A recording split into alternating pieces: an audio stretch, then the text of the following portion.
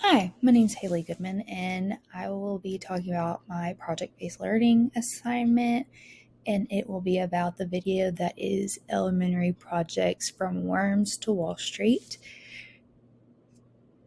So the grade level hit in this video is 1st through 4th. The content areas are math and science, and there are two guiding questions that stuck out to me. What do we know about worms, and what you want to buy? There's more than one lesson in the video, and all three have different ways the students work together, but they all have something to do with either science or math. And one is they study about worms, and they end up digging for worms in their classroom in a box that the teacher provided with dirt and worms, which made them have fun with each other, get their hands dirty a little bit. And the other lesson is the students went on to do research about cystic fibrosis because one of their classmates suffers from CF, and they wanted to understand what it was and what it did. And the last lesson in the video is I don't know what subject he teaches, but he was doing a stock market lesson with his students, and they decided as a project they were going to create their own business. In the video, I saw that the teachers were all assisting their students, either physically, like digging for worms and helping them with it. The other way they help is they do discussions and provide different open ideas for the students. The students did their own research. In the video, you can see them using the computers to find topics, to find support information, and to create different diagrams for the project that they are working on. The classrooms did not need much. They used a display board on a table, and in front of it was a box with a little window, and it was full of dirt and worms that the teacher helped provide so that the students could get the experience of digging and holding the worms. The other classrooms provided paper or computers for them to contribute to either making posters or doing research for the topic that they chose.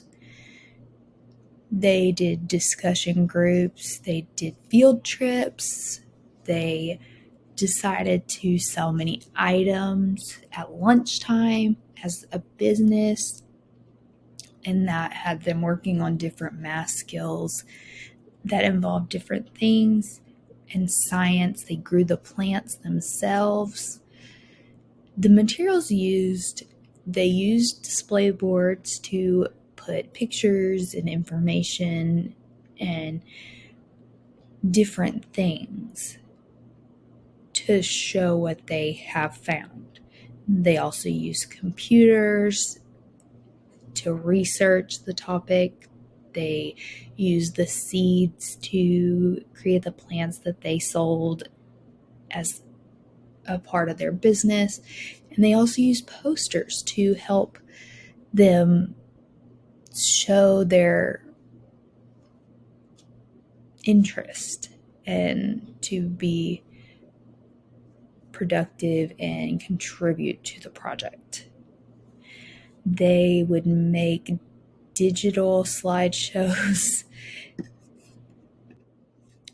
They did concept maps for cystic fibrosis so that they could understand it more clearly. The students who created their own business, they made sales brochures to hand out so that they could show people what they were selling and what it was for.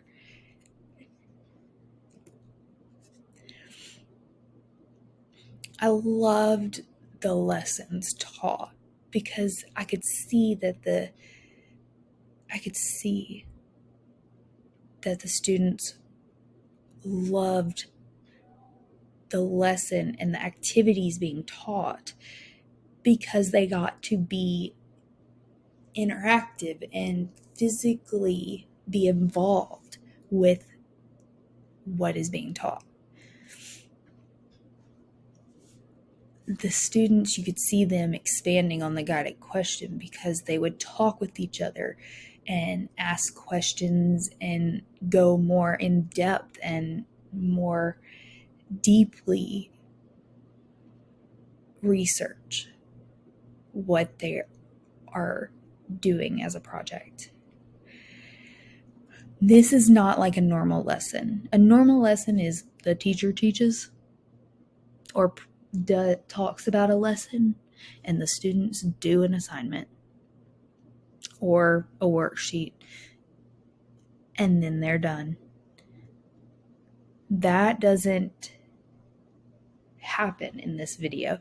The students get involved. They get to participate and be active and not just sit at their desk and write. They get to count money. They get to plant seeds. They get to watch stuff grow. They get to create posters. They get to create diagrams and help talk and provide information. The class that created their own business is what I loved.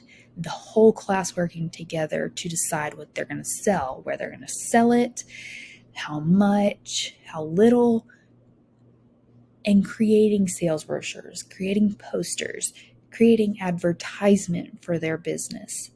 They all had to work together to create this and make it work. I did not like that some students, they need certain things to help them process information or to help them focus and understand. And I don't believe that the project or the way the teacher went about it was hitting everyone's needs.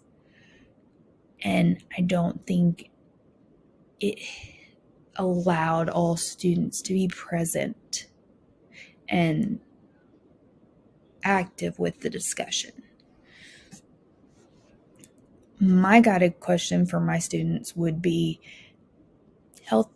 what is the difference between healthy food and unhealthy food, and why?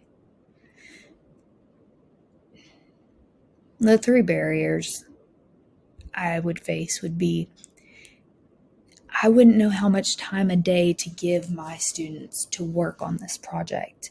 There are other subjects you have to hit in a day, but you want them to have time to understand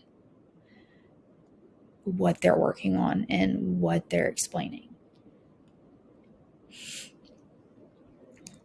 The other barrier would be, you want them to get the experience of working as a team, but some students work differently. But you can't have one student working alone and all the others in a group. You can't grade that fairly. So it's one or the other. The last barrier would be, I wouldn't know if I had the resources. Not all teachers have access to computers for all their students, to books for all their students, to research for on a specific topic.